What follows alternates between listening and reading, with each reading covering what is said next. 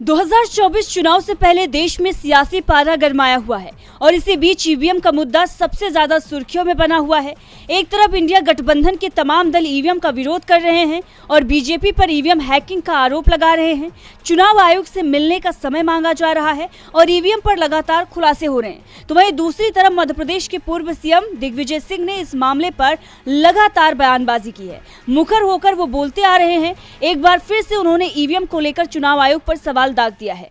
कांग्रेस सांसद ने social media x पर पोस्ट किया है कि कांग्रेस पार्टी का पिछले 5 सालों से ईवीएम पर जो बुनियादी प्रश्न है उन पर छानबीन करने के लिए समिति बनाई गई थी और तभी से हम उस पर कुछ सवाल सिविल सोसाइटी के माध्यम से इलेक्शन कमीशन से पूछ रहे हैं और अब चुनाव आयोग ने सिविल सोसाइटी के पत्र को स्वीकार भी नहीं किया तो लगभग 12 राजनीतिक दलों ने और फिर इंडिया गठबंधन ने उन सभी प्रश्नों के बारे में चुनाव आयोग से समय मांगा था। तो 4 महीने बाद उत्तर मिला जिसमें हमारे प्रश्नों का जवाब देने के बजाय राजनीतिक स्वरूप का उत्तर देते हुए बिना हमसे मिले हमारी मांगों को खारिज कर दिया गया। हमारी पहली मांग चुनाव बैलेट पेपर से हो ये थी और अगर चुनाव आयोग और भाजपा को ईवीएम से ही चुनाव कराना है तो वीवीपैट स्लिप वोटर के हाथ में दें और वो अपना वोट देखकर अलग से रखी मतपेटी में डाल दें।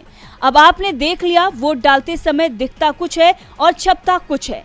ये बड़ा सवाल दिग्विजय सिंह के द्वारा उठाया गया है। वहीं कांग्रेस महासचिव जयराम रमेश ने भी ईवीएम को लेकर चुनाव आयोग से सवाल किया है। कांग्रेस महासचिव जयराम रमेश ने ईवीएम के मुद्दे पर चुनाव आयोग को जवाब देते हुए पत्र लिखा है। इस पत्र में कांग्रेस नेता ने लिखा है कि 30 दिसंबर को इंडिया गठबंधन की तरफ से चुनाव आयोग को भेजे पत्र पर आयोग ने जवाब दिया।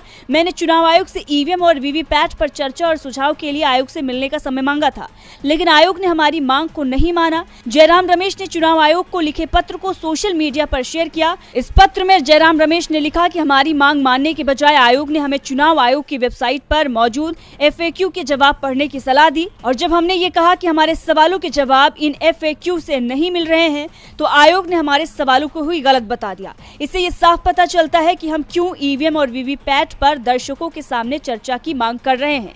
राजनीतिक पार्टियों के साथ ही ईवीएम और वीवीपैट को लेकर चर्चा न करना बेहद चिंताजनक बात है।